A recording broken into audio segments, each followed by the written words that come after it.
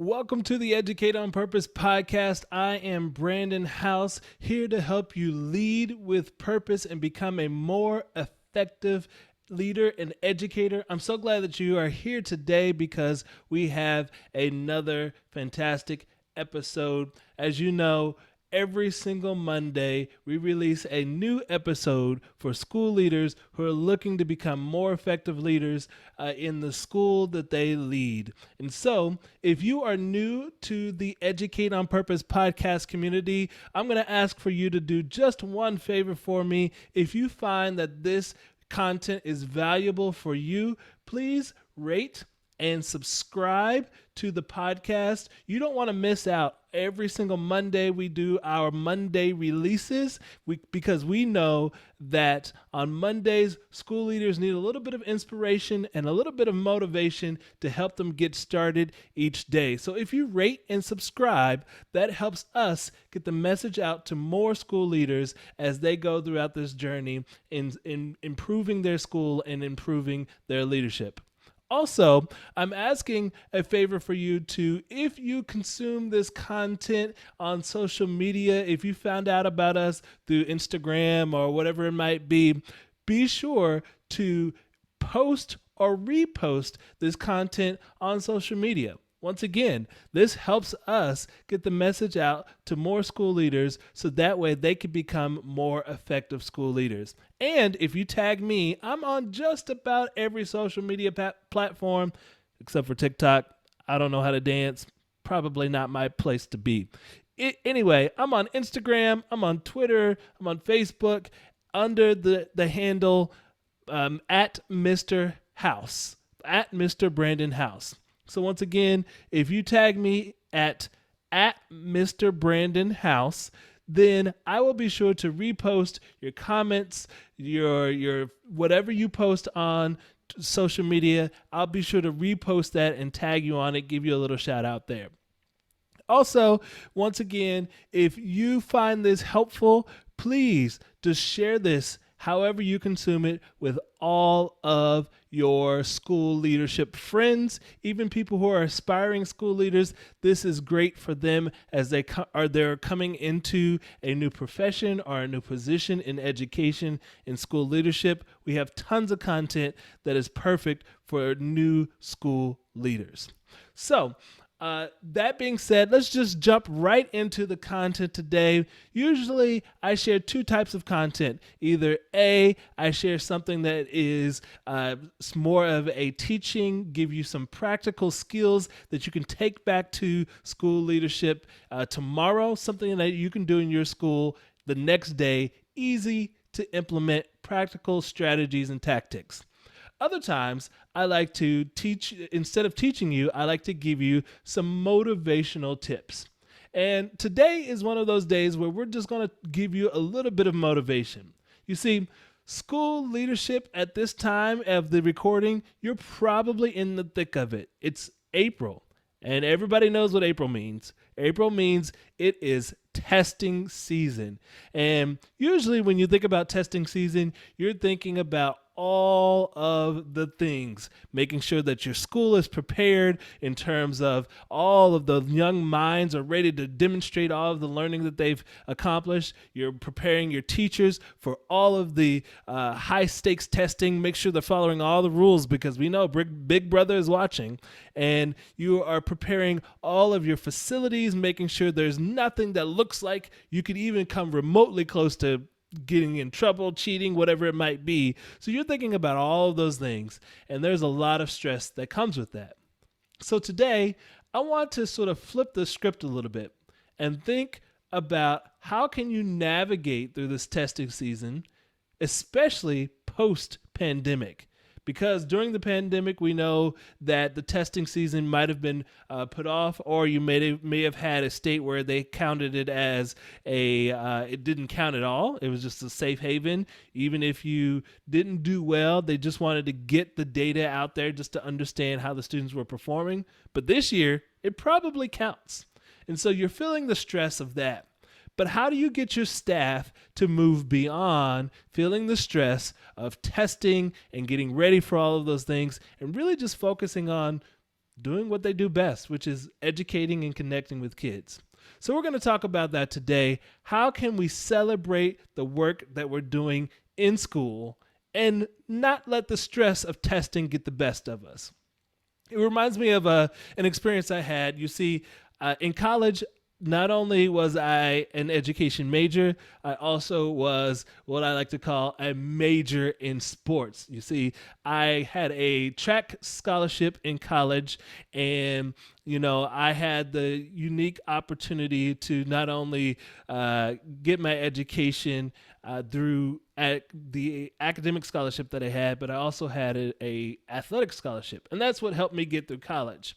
And I remember during track season every year there was sort of this arc of how the track season would go. You see, we'd start out the season in October, something like that. It was a little cold outside right before the snow hit, and we would hit the gym and we'd be inside and really doing a lot of conditioning. I mean, running as much as you can, as hard as you can. I can tell you some terrible practices that I had that were so dreadful. I mean, probably some of the hardest practices I've ever had were my college track practices.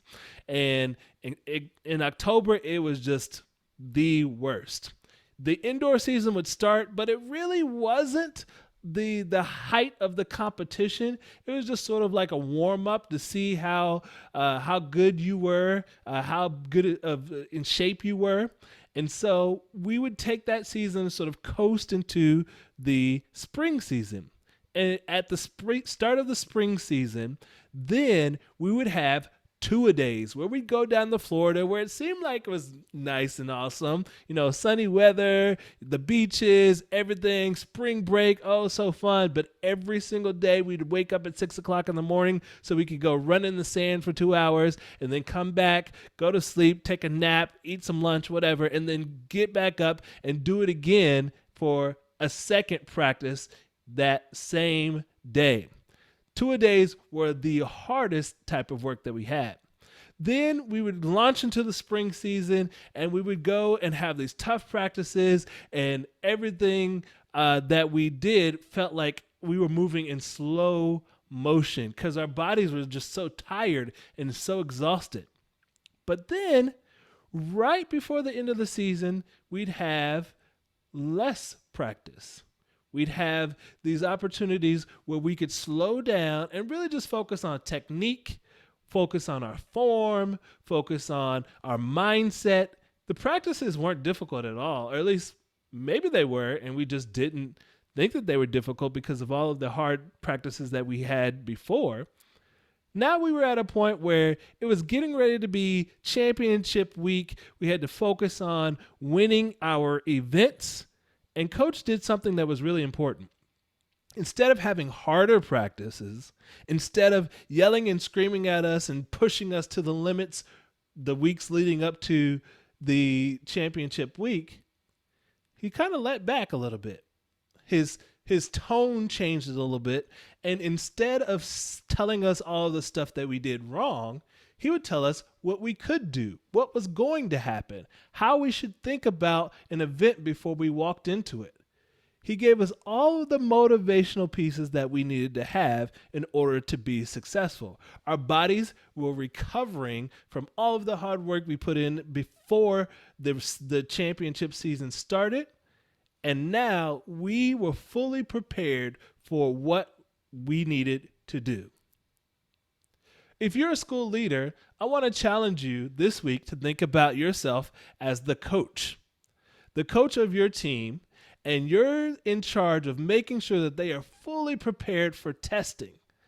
Now, I've seen and been a part of as a teacher, even watching other school leaders, I've seen them make this number one mistake of when they're ramping up the school year, the day before testing or the day of testing, instead of motivating and allowing the teachers to exist in the work that they've already done, allowing them to just be proud of the things that they've done, they are still cramming things down their students' throat. They're still cramming things down their teacher's throat in order to get them to be the best that they can be right at the last second. But we find, I've found that that is ineffective. In fact, it might be a little bit deflating for your students and your staff to feel so much pressure on them the day of testing. So I want to present to you guys that instead of thinking about ramping up to testing, let's think about how we can motivate our staff in doing and being the best that they are already capable of. And there are three different ways I want you to think about this. The first thing is that if you really want your staff and your students to perform their best, you really have to think about you yourself first. Because if you feel like you aren't accomplishing the things that you want to accomplish, you just gloss over all the stuff that's gone on this school year. Hey, you started another school year. You may have 400 or 500, 600, 700. Some schools have 1,200 students at their school. And you led all of them safely. Hopefully, you've led them through this school year. And now you have accomplished so many things. Your students are increasing in their academics. Your teachers feel that they are better teachers because of your coaching. Whatever it might be, you should probably, before you start leading your students and your staff into this testing season, the first point is lead yourself first. Acknowledge that you have reached some accomplishments. You have made accomplishments in your profession. And that's okay. That's a good thing. As leaders, we are so driven to check the box and then keep going so you can check another box, so you can check another box. But you never really step back and say, hey, I've checked 3 boxes. And that's great because most people don't even check one. So, the first thing that I want you to do before you start leading your staff in this testing season, step back and acknowledge your personal, your professional accomplishments first. Lead yourself. There's this story that everybody always says that when you're on an airplane and the airplane feels like it's in turbulence or it's getting ready to possibly go down, the first thing you want to do is you want to put the mask over your face first. You know how the little thing drops down from the ceiling and they tell you how to wrap it on and all that stuff? They tell you that you should put the mask on yourself first before you try to put the mask on somebody else. Because you can't put the mask on somebody else if the oxygen is getting less and less in the air and you're deflating and they're still trying to figure it out. Neither one of you are in good shape. So in order for you to go into what could feel like a turbulent time, in order for you to go into this turbulent time and help your staff make it through successfully and feel great about themselves, you've got to put the mask on yourself first. Acknowledge your accomplishments before you move on to supporting your staff and students. Which brings me to point number 2. After you've acknowledged all of the great work that you've done this school year, which could be done by writing yourself a note, going out and doing a little retail therapy, getting some extra naps, enjoying some snacks just because you did the work that you could do, exercising more because you love going to play basketball with your friends or running with your girls or whatever it might be. After you've done those things, now it's time for you to acknowledge the work that your staff has done. So point number 2 is celebrate your staff. And that's extremely important. You see so many times and you hear so many times that teachers don't feel like they've been acknowledged for all of the hard work that they put in. So take some time throughout your busy schedule to step back and just really be present. See your staff for who they are and what they've done. And then be very intentional about how you celebrate them. Now, everybody knows that I have been a school leader for a while. I've experienced some things about the promises, the successes of school leadership and the failures of school leadership. So trust me on this. I'm your friend. I'm trying to help you with this one. It is not enough just to buy a whole bunch of coffee for all of your teachers and say, thank you, you guys are awesome. Because there are some teachers who don't feel like coffee is the thing that really makes them feel acknowledged. Some people just want you to come up to their face and say, Miss Johnson, you've done great work this week. Thank you. Some people like notes. Some people love candy. Some people want you to get on the PA system and say, I want to give a huge shout out to Mr. Jackson for all of the great work he's done in his classroom this week. So, as a leader, it's important for you to connect with your staff and know how they like to be acknowledged.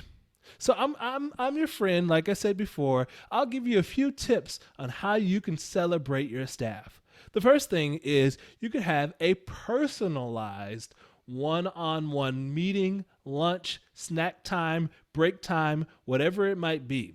That could be something that is really important for your staff. The reason why is because when you have a one-on-one meeting where you're not talking about school, but you're just listening and you're just trying to understand that person, they feel like you see and you value them.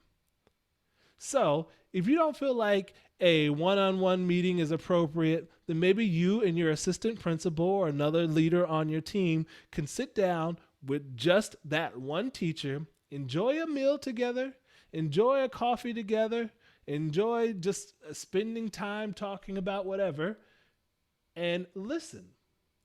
Don't have an agenda. You don't need to have an agenda. You don't need to have anything except for your ears and your presence. That's the first thing. Now, another way that you could do this is you could ask the staff how they like to be honored. So, what I've done in the past is I've sent out a survey that says, how do you like to be celebrated? And it gives lots of different things, like what kind of snacks do you like? Do you like it when your name is called over the PA system? Do you like it when you get a note from me? Do you read your emails? Some people don't read their emails. So all of those things. Do you want a personal text message? Whatever it might be, how do you feel special? How do you enjoy feeling special? And allow them to pick that. So the next time, I had a friend that was on my staff, and he was doing some great work in technology. And I really wanted to shout him out. And I love buying treats for people. I just think it's amazing if somebody comes and gives me a cookie or some Skittles or whatever it might be. I think that's awesome. But he was like, you know what? I hate sugar. Why did you buy me this? Instead, what you could do is you could take some time and just give me a break. And so, because I had worked in ed tech before, I decided one day just to surprise him, I walked in, played some music and said, hey, Mr. Johnson, well, today, instead of you working on this thing today, you're going to take a break. I'm going to take your role and you get to enjoy your 30-minute duty-free break. You can go off. You can leave campus. I won't even ask any questions. And when you come back in 30 minutes, you'll be refreshed. The task that you needed to be done will be done by me because you deserve it. And that made him feel special. And what that does is that creates buy-in with your staff because they see that you see them.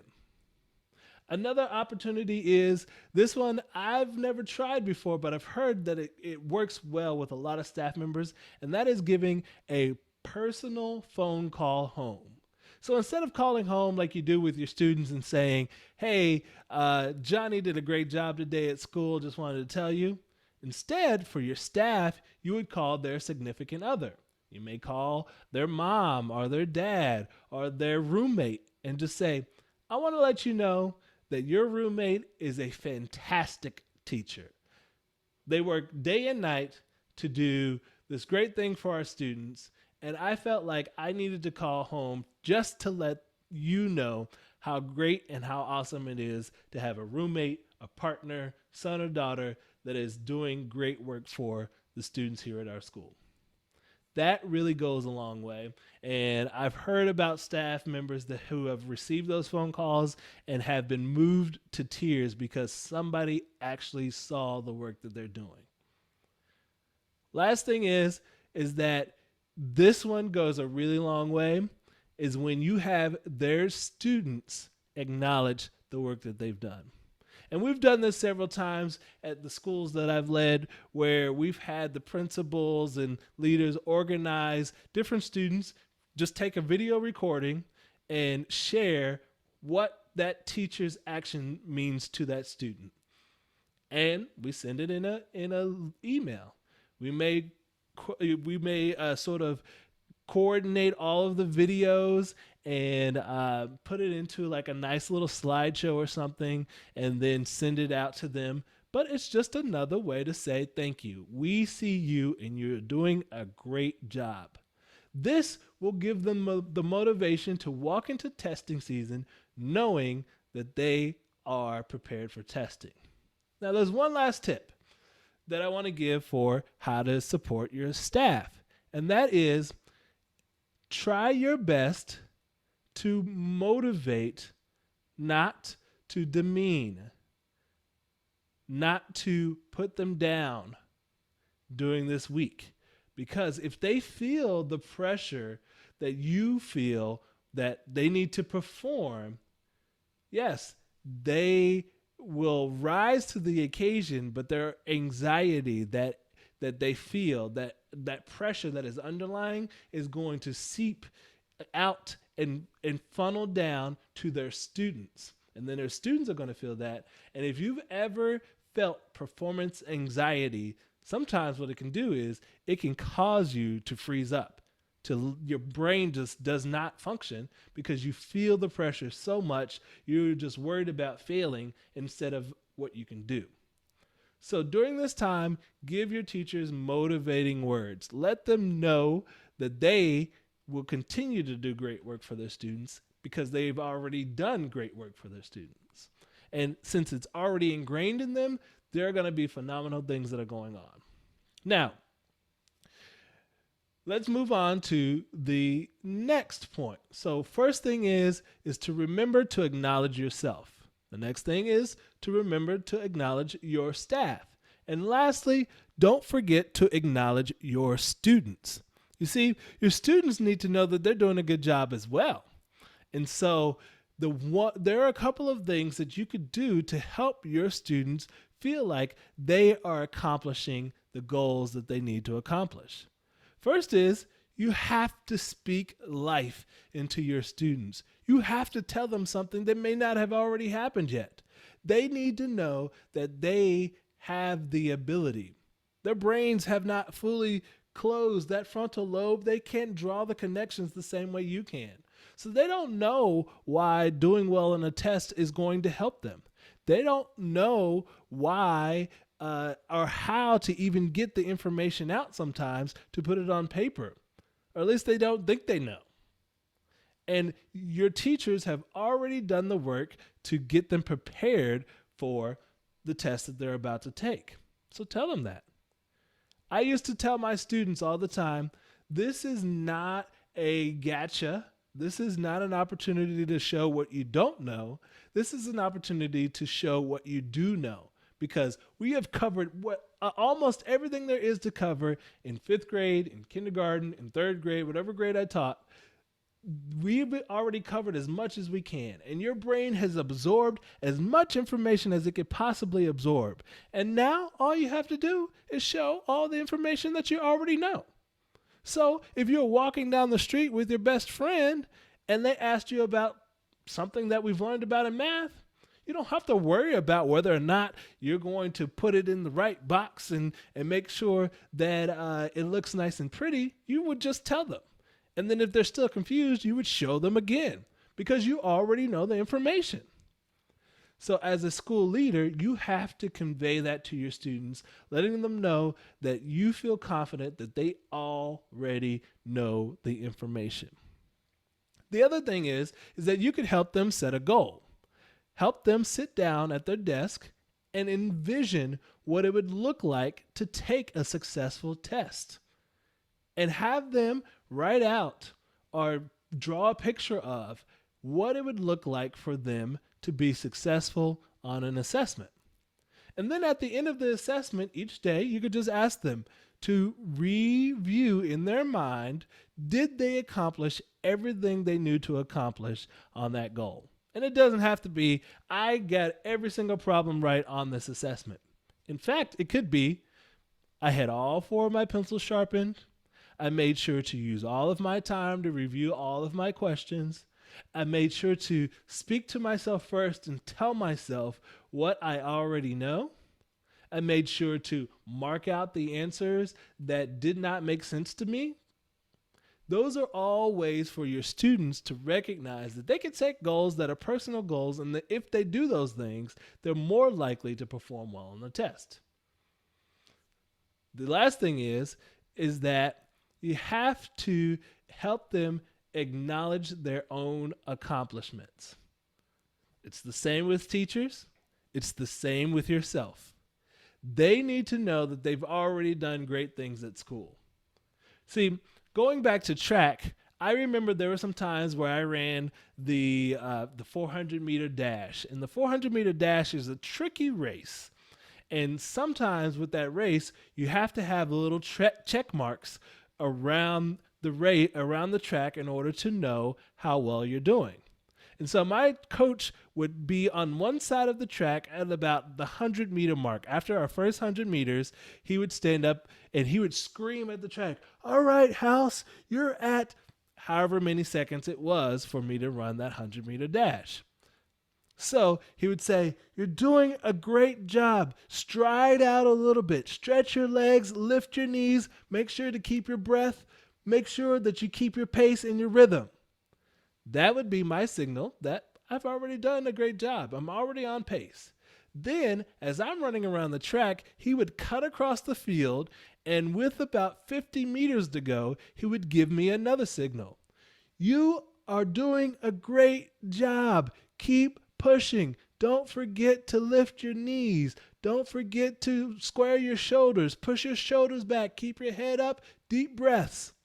Those were all the acknowledgments that I need to push it to the end. You've probably been at a basketball game or a football game. It is getting down to the wire and the home team's crowd is going crazy because they're giving them motivation to do their best to win the game right to the end, to the final seconds. Your teachers, you, the leader, can do the same with your students. Motivate them. Give them the passion, give them the excitement, the encouragement that they need in order to do their best each day on the test. And once again, the same challenge that I have for you, for your teachers, is the same challenge that I have for you with your students. Try to motivate them, not demean them. Try to give them things to strive for, not things to avoid. Give them more encouragement, less directives. If you can accomplish that, which is kind of hard for students, especially after a whole day of testing, sometimes they may feel a little antsy and you want to like snap them back into shape to make sure that they're doing what they're supposed to do. You've set out all these school procedures throughout the entire school year, and now you want them to follow that. Don't forget that they've spent a couple of hours testing. And now is your time to speak life into them and let them know that you are proud of them for everything they've already accomplished. So, that's my motivation for you this week, school leader. And I want to tell you this. You have done a fantastic job this year. Write that down. You are doing an amazing job as a school leader. And if nobody else tells you this, I'm proud of you because you started the school year probably during one of the hardest school years to lead a school, and you are now almost to the finish line. Keep your head up, keep leading, and keep getting better because as soon as you get better, your staff gets better, your students get better. That's all you need. So, I am proud of you and the work that you are doing, And thank you for all of the time spent, all of the hard work, all of the tears, all of the sweat, all of the sleepless nights. It's all worth it because you are impacting the next generation. So, I want to leave you with this. Once again, educators, don't forget to acknowledge yourself, acknowledge your teachers, acknowledge your students during this testing season. That's all we have for this week. And I want to remind you to come back again next week, because next week we're going to be talking about creating a culture of feedback. You don't want to miss that. Every Monday we release a new episode, so stay tuned for that. Until then, remember to educate on purpose.